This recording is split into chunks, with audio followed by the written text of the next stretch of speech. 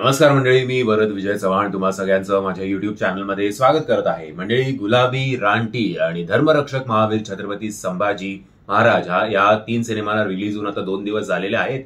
आणि रानटी आणि संभाजी महाराजांवर आधारित असलेला जो सिनेमा आहे तो बॉक्स ऑफिसवर बऱ्यापैकी कामगिरी करतोय. असं फार चांगलं नाहीये, पण तरी सुद्धा जे काही आकडे आले ते एकदम निराशाजनक नक्कीच नाहीयेत.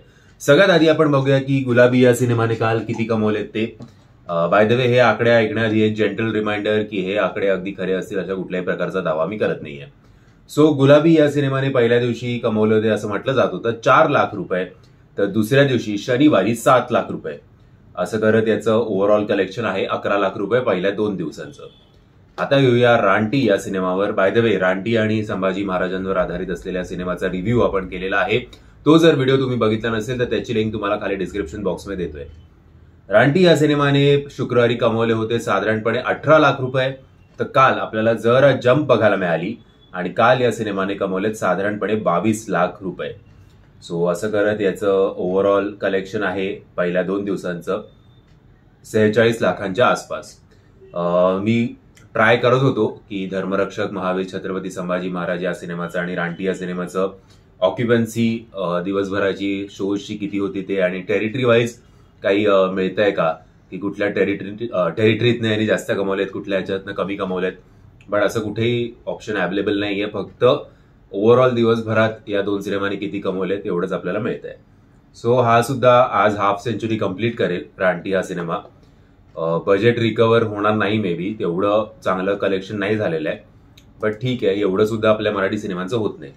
आता येऊया संभाजी महाराजांवर आधारित असलेला सिनेमा, तो म्हणजे धर्मरक्षक महावीर छत्रपती संभाजी महाराज. या सिनेमावर केवढं मोठं नाव ठेवलंय. सो असो, पहिल्या दिवशी काल मी म्हटलं होतं की काहीतरी 27 का 37 मी म्हटलं होतं पहिल्या दिवशी यांनी कमवले होते शुक्रवारी, पण आज जो आकडा आलाय तो आलाय 33 लाख रुपये.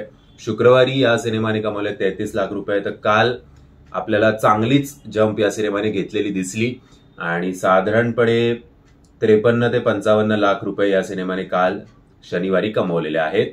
सो असं करत याचा अंदाजे पहिल्या 2 दिवसाचं कलेक्शन असेल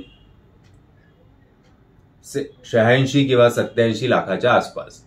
कदाचित उद्या कन्फर्म आकडा येईल. आता जे 53 सांगतायत ते कदाचित 50 सुद्धा असेल किंवा त्याच्यापेक्षा जास्त सुद्धा असेल.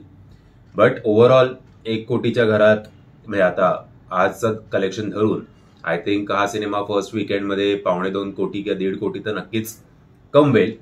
ठीक आहे, याचं सुद्धा बजेट जरा जास्त असेल असं वाटतंय.